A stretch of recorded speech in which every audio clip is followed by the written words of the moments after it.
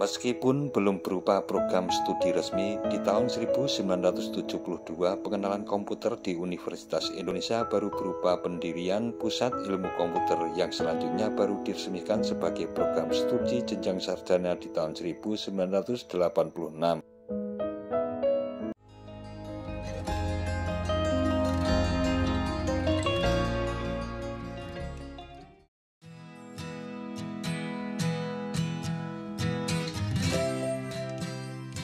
Assalamualaikum warahmatullahi wabarakatuh. Mitra DMTV, sebagaimana yang diketahui oleh banyak orang bahwa komputer awal mulanya berasal dari sebuah perangkat mesin hitung yang sudah ada jauh sebelum abad ke-18. Dalam pengembangannya, komputer bukan hanya berfungsi sebagai mesin hitung, tapi juga sebagai mesin analisa yang mulai diprogram oleh manusia untuk bisa memproses perintah yang dirancang dalam sistemnya.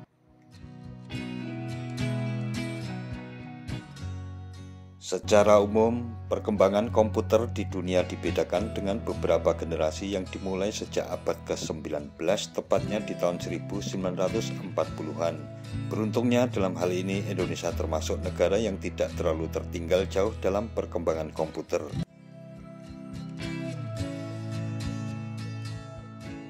Komputer generasi pertama di tahun 1940 memiliki ukuran fisik yang jauh lebih besar dibandingkan berbagai jenis komputer yang ada saat ini. Lebih tepatnya berupa komponen tabung yang bahkan ukurannya lebih besar dari manusia dan masih membutuhkan daya listrik yang besar pula. Karena hal tersebut, komputer saat itu belum menjadi barang yang bisa ditemui di kalangan umum.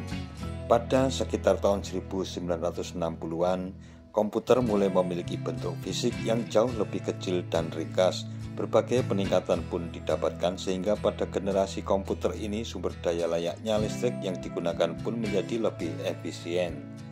Di sisi lain, komputer generasi inilah yang pertama kali hadir di Indonesia.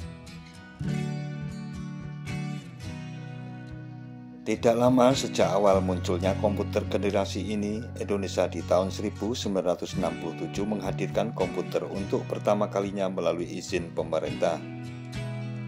Mengutip baktikominfo.go.id, persis seperti yang disebutkan sebelumnya bahwa komputer pada masa itu merupakan barang mewah yang belum bisa diakses dan dimiliki langsung secara perorangan. Hanya pihak tertentu selain negara seperti instansi atau industri besar yang baru bisa merasakan kehadiran dan manfaat komputer untuk bisa membantu sistem kerja. Dijelaskan pula bahwa pada awalnya masyarakat Indonesia masih asing dengan kehadiran teknologi komputer, sehingga dibentuk instansi bernama Badan Koordinasi Otomatisasi Administrasi Negara atau Bakotan pada 4 Juli 1969 yang memiliki tugas mensosialisasikan dan mengatur kebutuhan masyarakat akan komputer, di samping perannya sebagai pihak yang mengatur pembelian dan penyewaan komputer ke berbagai lembaga atau perusahaan di tanah air. Semakin serius memberikan pengetahuan kepada masyarakat Indonesia akan teknologi komputer, kehadiran perangkat satu ini mulai merambah dunia pendidikan jenjang perguruan tinggi, tepatnya di Universitas Indonesia setelah dicetuskan oleh Endro S. Suwandi yang merupakan salah satu tokoh terkemuka dalam mengenalkan teknologi komputer di Indonesia.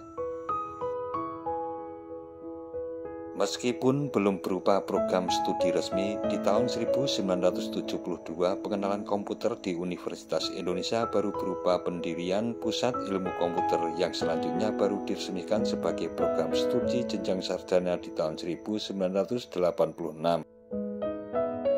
Kemudian diikuti dengan kehadiran program studi jenjang magister 2 tahun kemudian, tepatnya di tahun 1988. Demi tercapainya edukasi yang sempurna mengenai ilmu komputer di Indonesia, Pusat Ilmu Komputer UI saat itu bahkan bekerja sama dengan organisasi bernama Ikatan Pemakai Komputer Indonesia atau IPKIN dengan mengirimkan tenaga pendidik untuk studi lanjutan ke Amerika Serikat. Organisasi IPKIN pada saat itu memang masih menjadi wadah berkumpulnya para pemakai komputer yang masih jarang dan belum terlalu banyak kala itu. Namun saat ini IPKIN berganti nama menjadi Ikatan Profesi Komputer dan Informatika Indonesia.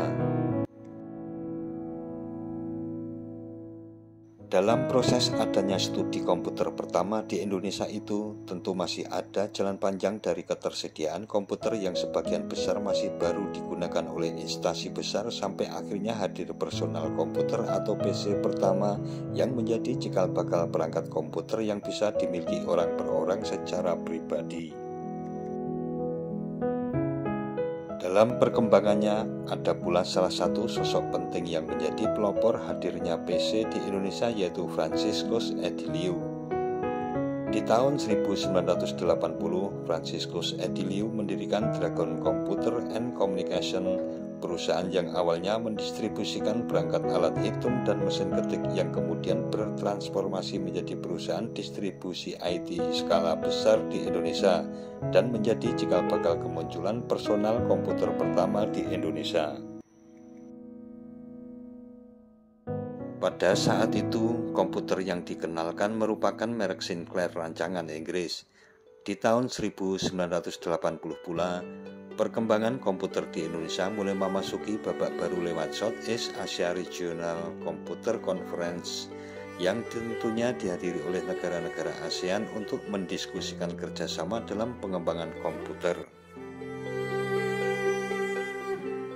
Di tahun 1990 hingga 2000, komputer sudah mulai menjadi perangkat yang lebih umum digunakan dalam berbagai jenis kegiatan.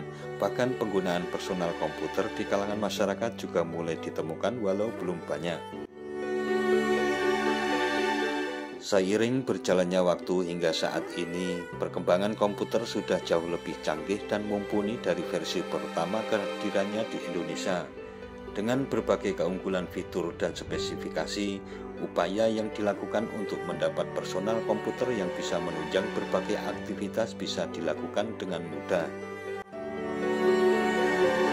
Dari yang awal kehadirannya masih menjadi hal asing di kalangan masyarakat, siapa yang mengira kalau saat ini keberadaan komputer dengan berbagai pengembangannya di Indonesia menjadi bagian yang bisa dikatakan tidak terpisahkan dalam kegiatan sehari-hari.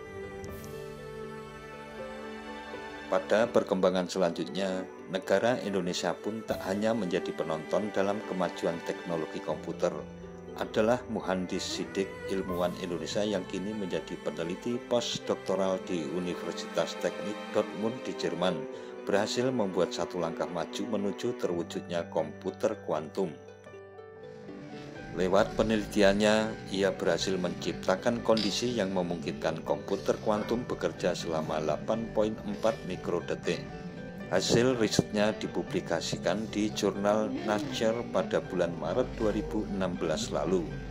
Muhandis mengatakan komputer kuantum adalah aplikasi fisika modern yang paling dicari-cari. Perwujudan komputer kuantum saat ini adalah sebuah tantangan besar. Sementara itu, komputer berbasis elektron yang ada selama ini hampir mencapai titik batas. Riset Muhandis akan membuat komputer kuantum lebih dekat dengan kenyataan yang diimpikan.